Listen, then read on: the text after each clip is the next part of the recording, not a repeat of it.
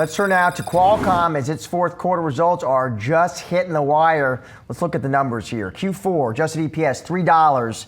The street was at $2.88, so that's a beat on the bottom line. Looking at the top line, Q4 revenue clocks in at $11.27 billion.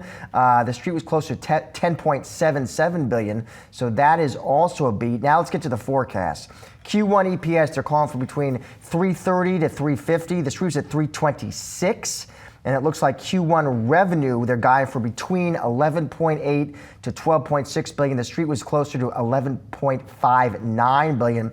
I do see here a full year CapEx guide as well. It looks like they're 1.19 billion. That's a bit higher. It looks like consensus was at 1.18 billion.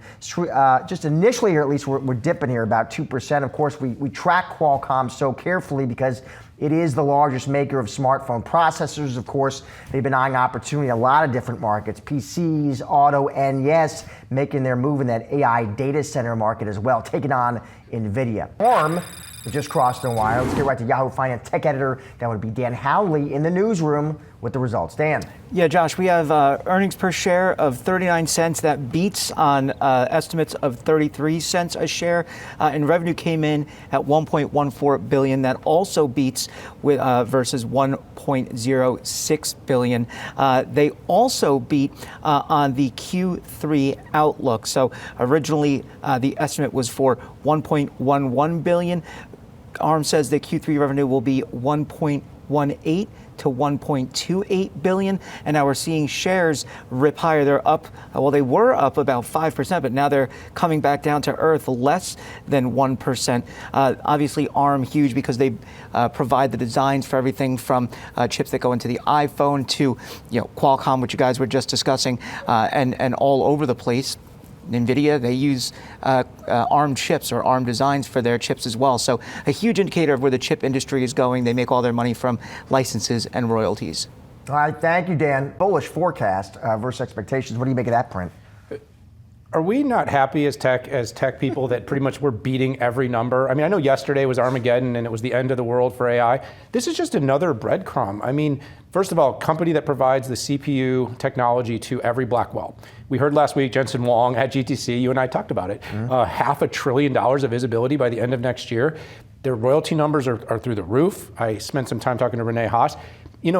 The words I'm hearing are things like insatiable demand, unprecedented demand. And by the way, I've had conversations, another company printed today, Coherent.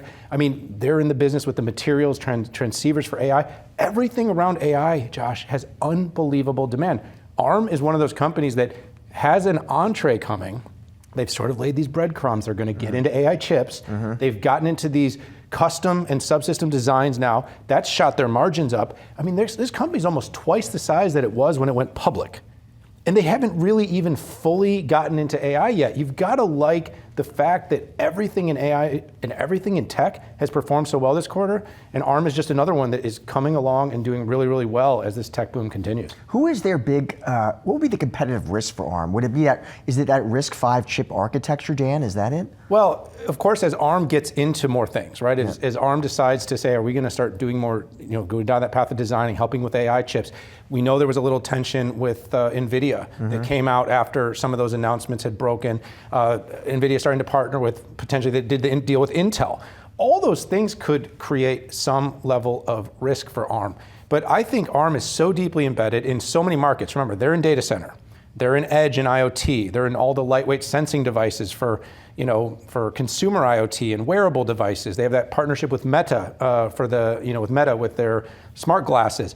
They're in everything. So they're so deeply embedded. But like everything, like the rise of ARM itself, there's always the next thing to rise. And of course, you mentioned RISC-V. That's one of the technologies that's, of course, being looked at as a possible competitor in time. But that'll take some time to develop.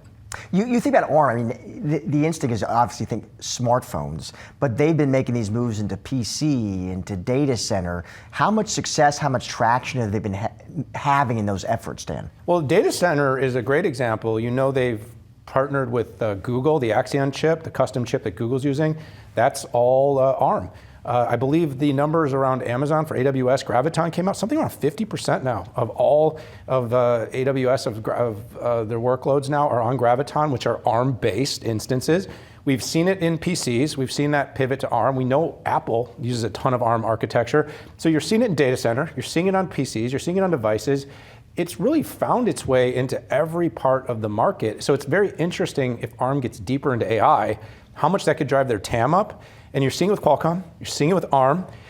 They all see this opportunity, and this TAM is getting to be so large that winning even very small amounts of the market gives these companies huge opportunities. You're talking about a $5 billion a year company in ARM. AI could take it easily to having 10, even if it just wins the smallest share.